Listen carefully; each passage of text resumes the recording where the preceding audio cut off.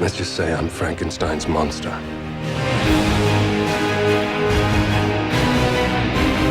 Say it out loud. Frankenstein! Frankenstein. Frankenstein. My name, it's pronounced Frankenstein. Hello, welcome to Franken-Fridays. It's Josh is here. Hello, it's me again. I'm on his channel. Yay! Yay! I'm here in England, Winchester, with you. It's amazing. You came all the way out here to see the theatrical production of Frankenstein that I was a part of. I was lucky enough to be in Winchester, in the UK. Yes. It's a long way to come. Yeah, it was worth it. I wasn't doing anything else. You're awesome. I'm going to see. I got to see all the Frankenstein things that are coming out this year. You are dedicated to this. Franken-Fridays. You're not going to get this content anywhere else, No. people. I'm Stick committing around. to this bit, and you better be. And if you watch it, thank you. I don't know. I guess I wanted to talk a little bit about your show and what you thought of it and what I thought of it, and Absolutely. I don't know. Fire away, my Yeah. my- So my you brilliant host. played 3 different characters. I did. Yes, I Yeah. played Walton, Robert Walton. He's the captain of the ship. One of the framing devices of the book adapted to the theatrical production. So at the end of his story, chronologically, Victor goes to the Arctic chasing his monster, and he's picked up by this crew, and then tells his story to this captain. So there's Walton hearing the story. I also played Henry Clerval, who's his good university friend, who is then, spoilers, later killed by the monster. And I also played DeLacy, who's the blind old man the monster first befriends before being rejected and going off into the wilderness once more. So yeah. Yeah, so you're actually in the show quite a bit, which we were talking about, because there's parts where like you're reading through Frankenstein's journal, and Yes. you get to have like voiceover for scenes that you're not in, which is really cool. It's great. I think there are a lot of things I think we will eventually talk about in terms of the adaptation of the text, which was really wonderfully done. I need to look up the names of who did it. It's Noel Jones and Douglas. Done by Douglas Revolta and Noel Jones, who also directed it. They wrote the adaptation. adaptation. Gotcha. They did indeed. I think they did a really good job. And yes, anchoring that sort of like Walton picks up the journal in the first scene and starts reading from it, like getting a little bit of Victor's backstory and early life.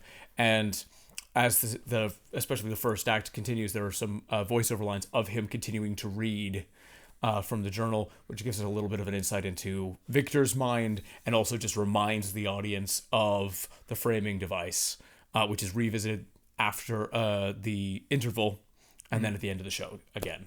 Yeah.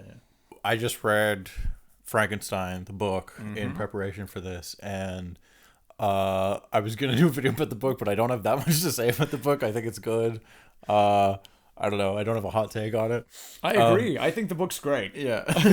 But I was glad I read it, because this play stays very close to the book.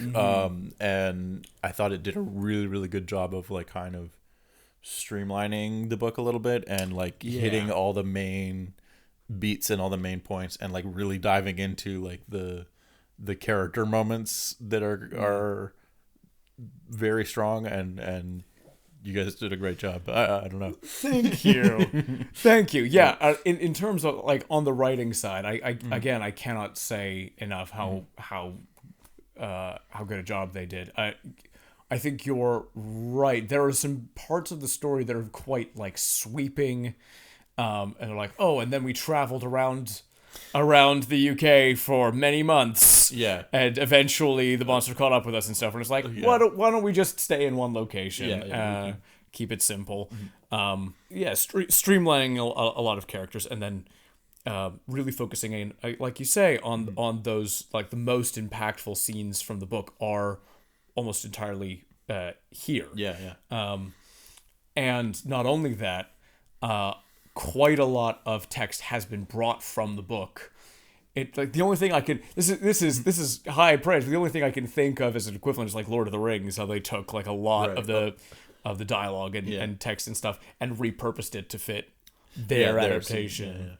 Because I know Lord of the Rings did a lot of, like, even if their scene was a little bit different, they try to take lines from the book from a different scene so that it was still felt authentic. And this kind of has the same flavor, where I noticed a ton of the dialogue and a lot of the scenes seem to be almost straight from the book, but even scenes that were different definitely had the same, like, flavor of the original. So. Yeah, and the writing around that is blended in, or, you know, done in the style and well enough that if you if you're not looking for it, you're not gonna notice.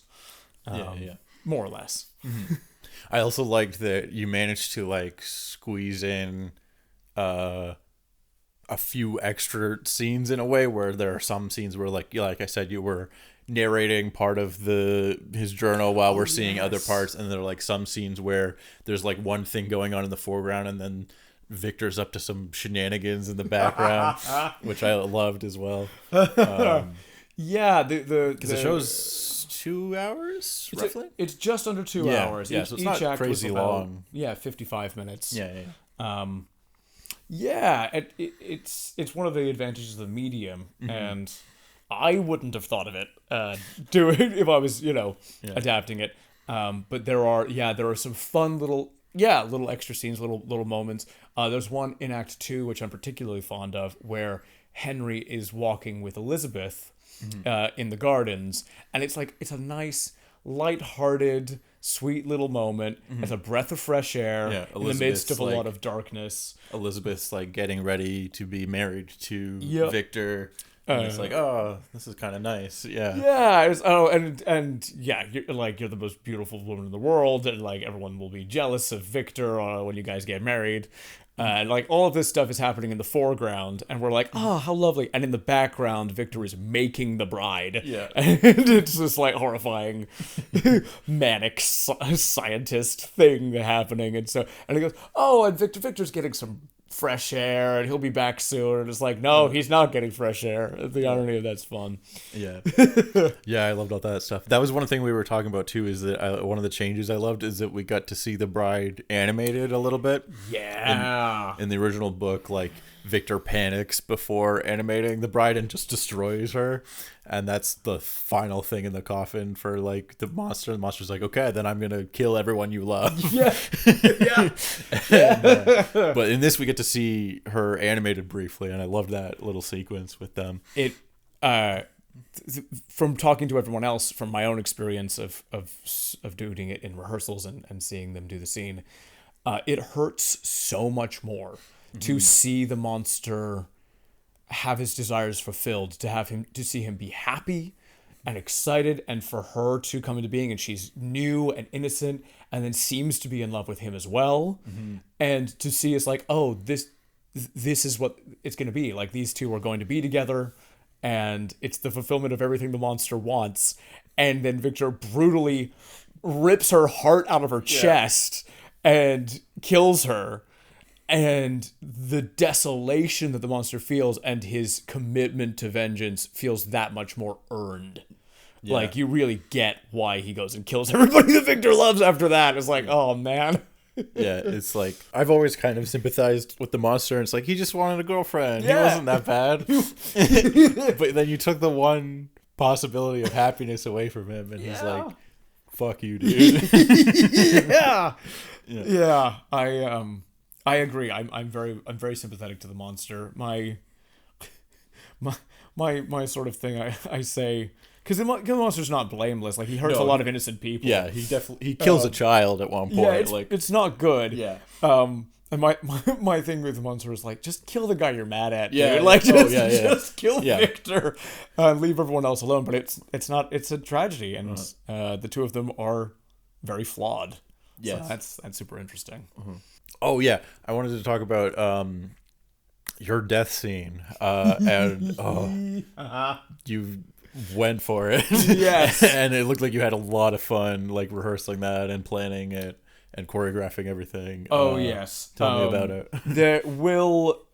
Oh no! God damn it! 1 second. Yep. Cut this. Nope. Ugh. It's all staying in. No. What, you don't know who worked on the play you were in for 2 weeks? Is Will. I know his name is Will. Is it this one? Will Pickering? No, because Will Pickering did the score, but the fight scenes were done by a different Will. Oh. Yeah. That's not on here. This is why. Why do I need to enter my passcode to fight director? Will Rogers. There we go. Okay. Sorry about that. Yeah. We got it. The fight directing was done by a fantastically talented gentleman named Will Rogers, and it's like it's really basic stage choreography, like stage fighting in terms of like they're very simple moves they're done, and we just got to rehearse them to death. So Ed Morris, who plays the monster, and myself as Henry, we have this very, very fun scene. It's my favorite thing to die on stage. I love it. Yeah, it looks like a lot of fun. It's so much fun. But it also looks horrifying. But that's the thing. That's It's what's like, fun about it. and every time someone was like, "Oh my god, your death was so horrible," I'm like, "Yes, I affected you." So yes, he gets his hands around my neck and does a strangle. And the beautiful thing that we were just that was gifted to us is that he strangles me and has an entire monologue while he's strangling me. So he's got a lot of text to get through, which means there can be a lot of thrashing. There can be a lot of like trying to get away, and he gets me with one hand at first, and then he brings in his second hand. I use my core strength to be lifted up off the ground, and then he like slams me back on the ground, and then I'm dead, and I get to lie there with my eyes open for a couple of minutes before being dragged off stage. Tell me what that was like for you as an audience member. Well, I mean, it was intense. I know you're an actor, and so I know you're having fun doing it. But it is like, and it's what I liked about the scene is it's like it's long enough that it feels plausible that you were choked to death, because in real life that would take a while. Yeah. So it's like, it's still going. And then I did have to like, because I was sitting the second row behind, so I couldn't quite see your face, but I did have to lean in and check to make sure you were breathing, just to be like, yep, okay, he's still alive. Just checking, making sure something didn't go horribly wrong. But yeah, there were a few deaths in this that are like quite hard to watch. Yes. Like he kills a kid at one point. He kills Elizabeth, which is also very hard to watch. And I had to keep reminding myself like, they're actors. They've rehearsed this, and this is like all done very intentionally. And, yes, boy, does it not look good. Well, that's huge compliments to Will. That's huge compliments to. Obviously, I'll take it for myself, but to everybody. Yeah. No, everyone did a great job. Yeah. We again, like keeping it simple really helps, because you can really work to death, like making it look good, but like keeping yourself and everybody else super, super safe. Yeah. And it was the number one thing we did at the beginning of every rehearsal day and the beginning of every show day was a fight call. So we do a little warm up and then run all of the fights. Just marking it through, and then at half speed, and then at full speed, and that seems like the right thing to do. Yes, because it's smart. it even though you practice the technique of I put my hands around a person's throat, but I'm not putting any pressure, and they're the ones holding my hand there. Heat of the moment stuff. If you haven't practiced that enough, it can be easy to use more force than you mean to. Yeah. But yeah, there's a around the neck hold that's done for William, who's the kid, played by George Olroyd, who's awesome, absolutely fantastic. Then there are a couple of fights with Victor, which the first fight with Victor, I think might be my favorite exchange in the show, where they like Victor goes, "Whoa, you killed this child, my brother. I'm gonna kill you," and then sort of naively goes at him, thinking that it's gonna go his way, and the monster's like, "I'm so much stronger than you know," and just beats him to a pulp. You made me huge. You made me massive, dude.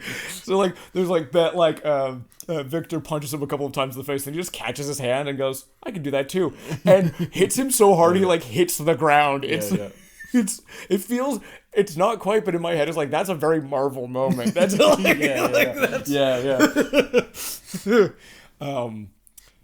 but then there is the Elizabeth death as well, where there is a upsetting sort of neck snap thing that happens, and it doesn't. Yeah, I remember seeing that in rehearsal and going, "Oh God, oh no, oh no." I'm obviously like very biased, but I had a great time, and I thought all the performances were great, and I thought the show was great, and it was just really good, and it was cool because it's just like the small, intimate thing in here in Winchester, and sometimes with like local theater performances, you don't know the quality level that it's going to be, but this was top quality. It was really, really great stuff. Yeah. Well, thank you very much. I was very, very lucky to be a part of it. I'm very lucky to work with so many talented people on every level of the production. We put it together. This was the fastest that I had ever put together a play as well. So like going in, I wasn't, because I'd never done this before, it wasn't a question of like doubting anybody's talent, but I was like, oh God, like what are we going to be able to come up with in that time? Yeah, what was the timeline again? Can you from when you auditioned to when the performance was? Like what was that timeline like? So I auditioned in November of 2024. It was a single but full day audition with everybody else, obviously, who was part of the cast and a few other people. And we did all kinds of stuff. We did movement stuff. We did text work. We did scenes with each other, and took direction and did all kinds of things in that. And then we didn't meet up again until February 24th.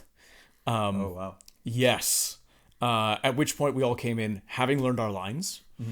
So that had been done. Right. So you'd been time. cast and you got scripts and everything. Right. Yes. I guess in the meantime, timeline wise, it was 2 weeks after the audition that we were cast. So I knew in late November that I had the gig, and then had 2.5, almost 3 months, in which I didn't get the script immediately, but in that time, soon afterwards, we were sent scripts. Right. And then learned my lines over the course of January and February. Came into rehearsals. We did Monday to Friday, sort of, reasonable days. We were like 10 to 5 rehearsal days. And then we had the weekend off. And then we did Monday to Friday again. But the Thursday and Friday of that second week were our previews.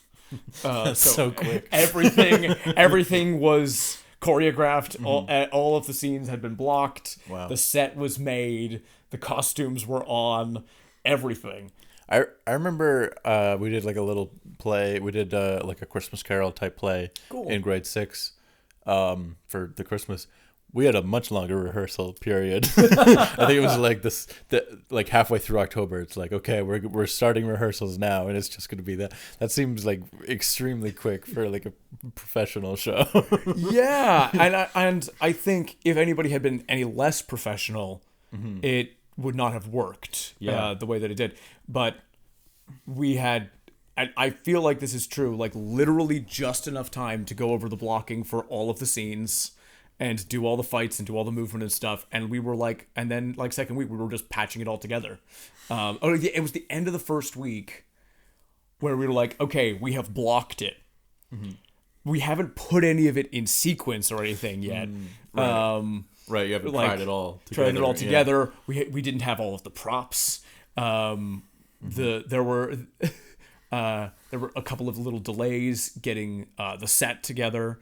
So we came into the second week being like, okay, and now we start putting it all in sequence and running it, and so it required everybody to be working all of the time. And like when Noel was working, was directing it as well, was working with people on set, working on scenes. Other people were running lines and going over choreography, and like it was fantastic. Like they were intense days. And even then we had one dress rehearsal before previews. So that was it was really interesting. I'm amazed and so proud that it came together. I'm proud of everybody for everything they did to make that happen. And like these are really talented people that I'm working with. Like Danny's very complimentary of me, and that's very kind. No, but everyone like, was very, very, these very, are good. really good actors.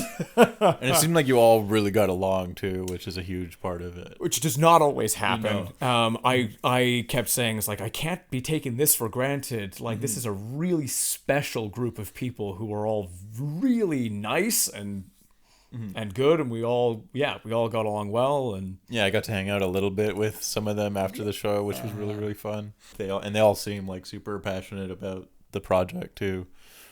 Yeah, it's easy to be passionate about this one. Not only is it just a fantastic story, and a fantastic adaptation, but Noel and Harriet and everybody at the Nutshell and Discarded Nut Theatre Co. who put it together are such lovely people and are so consummate as artists and in everything that they do, that it filled us with so much confidence. Like, oh, it's okay. It is safe to invest emotionally in this project because we know that it's going to be good. We know that our work is valued. We know we can trust one another, and that was really, really fostered. So it was an extraordinary company, an extraordinary group of people to be with, and location and entity to have been cast by. It's actually genuinely unlike anything else I've done. Oh, totally, yeah. Yeah, it seemed great. You put it better than I could. I'm trying to think if I had any other questions. I don't know. Ask me about super secret behind the scenes things. Is there any wacky anecdotes from behind the scenes? Who played the best prank? Oh God, I can tell you. I can tell you.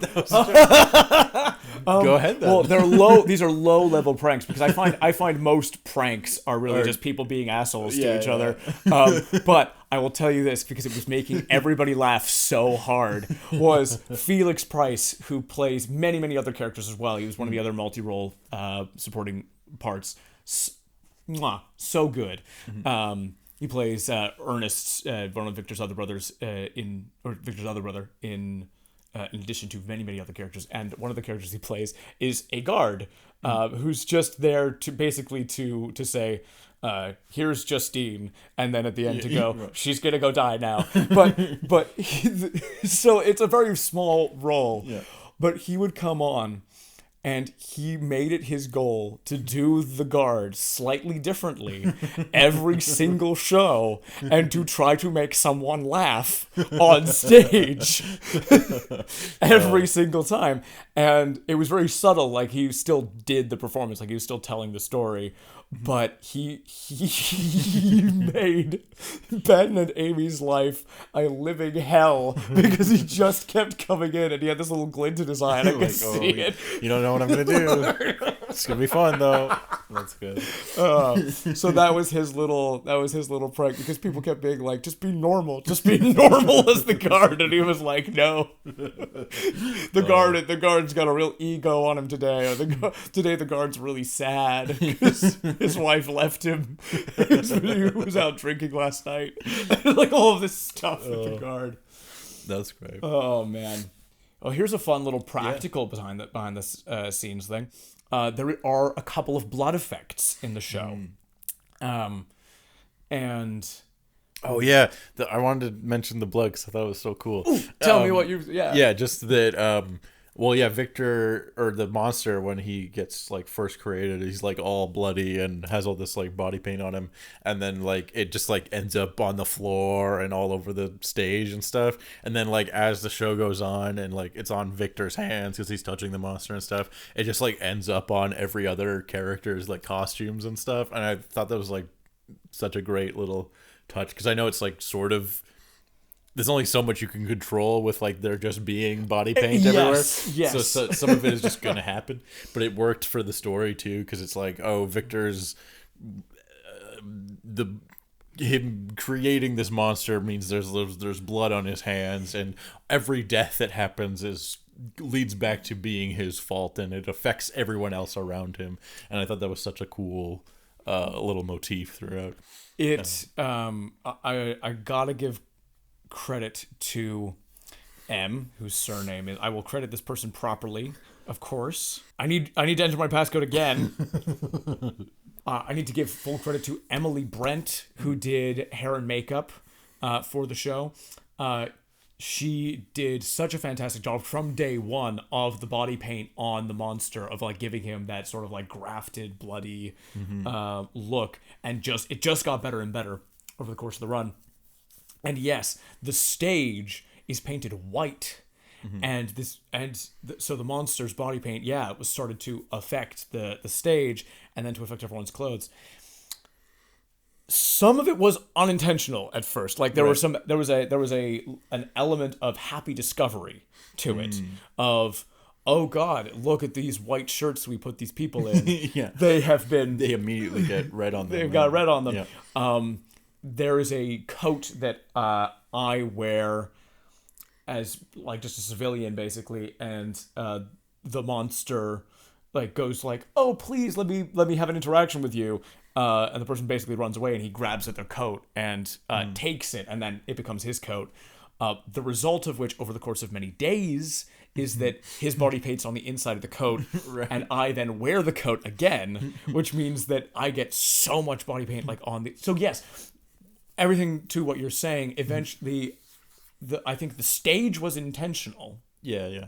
And then getting on everybody's costumes and everything was discovered as a result of doing the body paint, and then really lent into. Yeah, I thought it totally worked because it was like this subtle thing where the characters weren't acknowledging it, but like we could see that like, oh, it's not going to end well for any of them. Yeah, absolutely. It gets on places of your body that you wouldn't expect or you don't notice. Yeah. Like, George, who plays William, he ended up with blood like on the backs of his arms and things because the monster grabs him from behind. And so there's like, oh, okay, so he's got like, you wouldn't necessarily notice that it's there. Like people's collars get blood on them.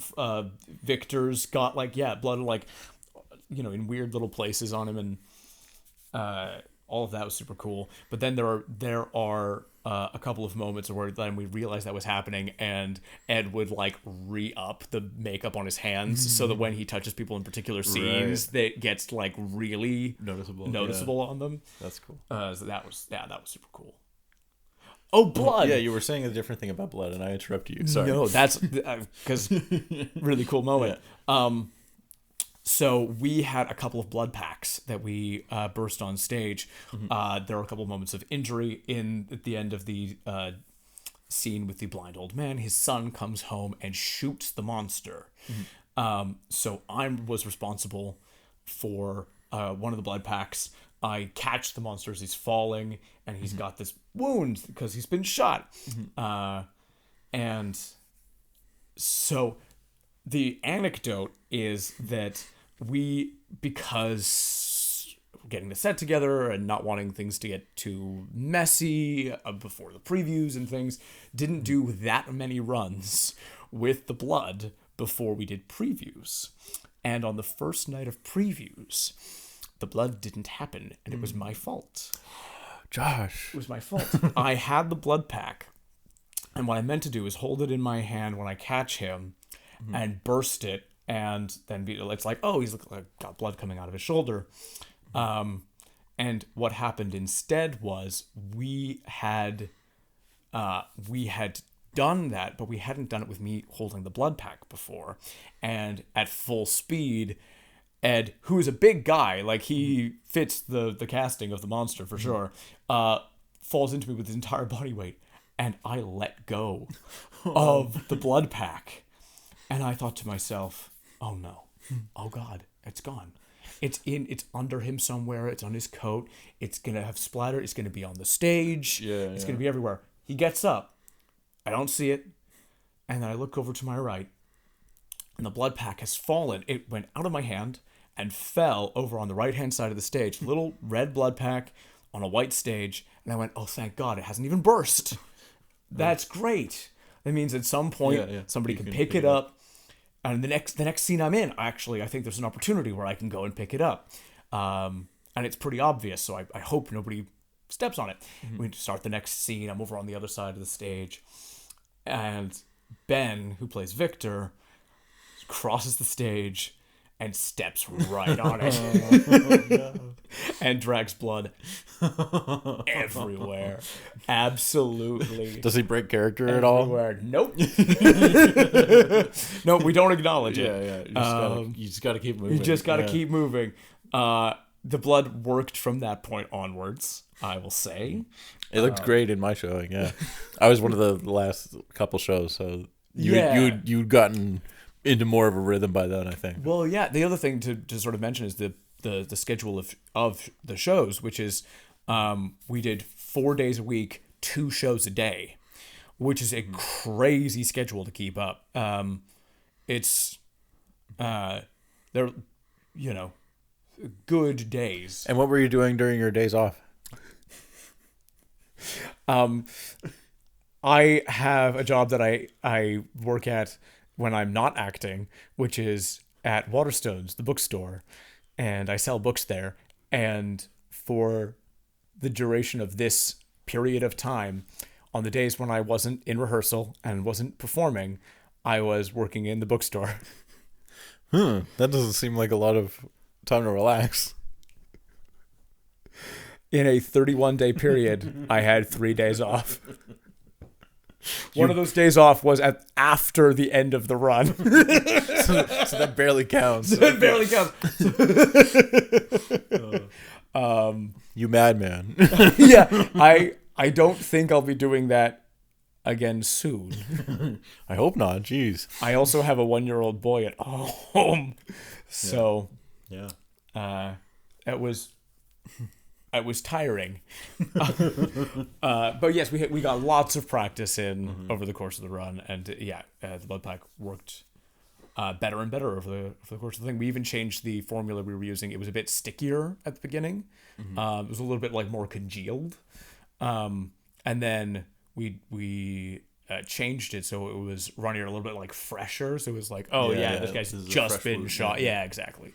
The second time the blood is used is when the bride is dead, and then then Victor comes at some point, or Victor comes at him with a scalpel, and he gets blood across his face, which is also really cool. I don't know that happens in the book. I don't think so, but I liked it. Yeah. That Victor actually succeeds in wounding the monster. Oh, no, because I don't think that happens at all. Because it's just whenever Victor's I'm going to get him, then he looks out a window and it's storming and he sees the silhouette of the monster and then it flashes lightning again and he's gone. It's that kind of vibe where he's oh, I'm so close. I know I'm chasing him, but I can't catch up to him. It's like that almost. Yeah, that's the other thing I think in adaptation. This is very rambly, but no. Is that because we are live, we get to have more action. We get to be more in people's faces. The book is not as concerned with having action sequences. It's much more about the idea of violence and the ramifications of in the aftermath of violence. It's always somebody discovers a body a day later. We don't actually see what happened, and later we find out what happened. It's a lot of that. Yeah.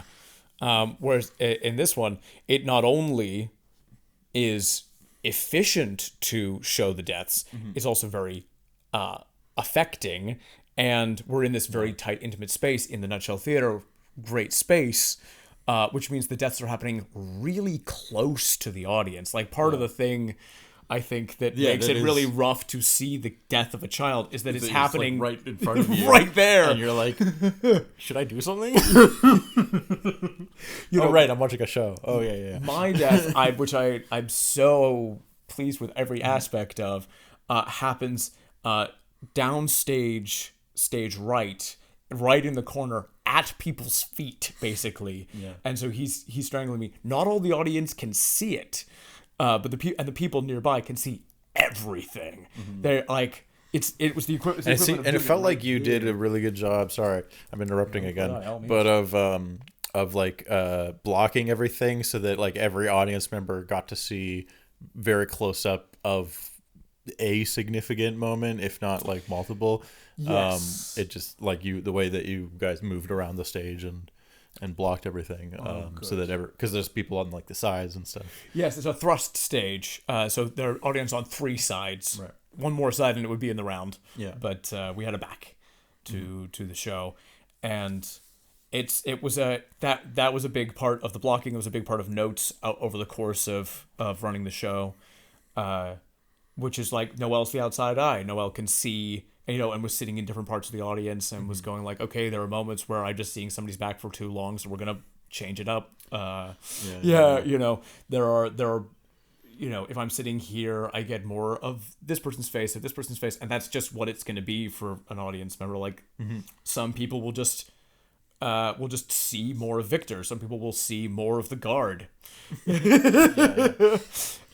But no, it felt like it was planned out well to give everyone at least a I think she did a good experience, But sorry, you were saying something and I interrupted you. I think I was mostly done. Okay. Was there anything else you wanted to mention?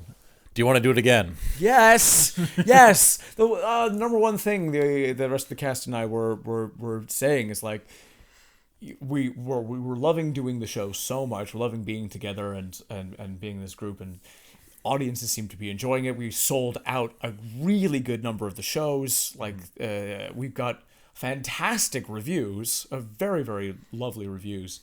And we're just like, okay, where's our transfer? Where's the tour? Come on. What's the next thing? When are we breathing life into this again? And that question remains in the air. It's something that we've been told that they would love to do. They are very busy, creative people at the Nutshell, and have a lot going on and run a lot of youth theater and workshops and things.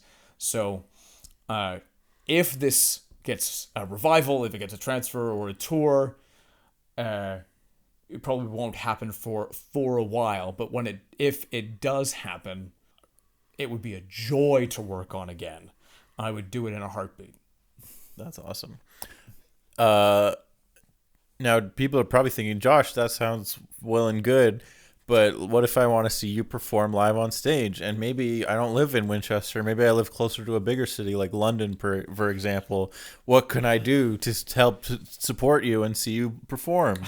Well, folks, crazy as it may seem, you're in luck right now. If you live in London or can have access to the city, in a month's time, less than that, I am going to be in a different play. I'm going to be performing at Riverside Studios, which is in Hammersmith in London, performing Hotel Elsinore, which is the show I am doing with my very own flesh and blood mother and sister, in which we play a mother, son, daughter who, for reasons of their insane narcissistic father's last will, needs to rehearse Hamlet at 2 a.m. in a hotel in Denmark, and all of the comedy and drama that ensues from that. So if you would like to see me, or Susanna Hamnet or Lily MacGregor in that, and you are around from the 21st of April to the 3rd of May, come on over and check it out.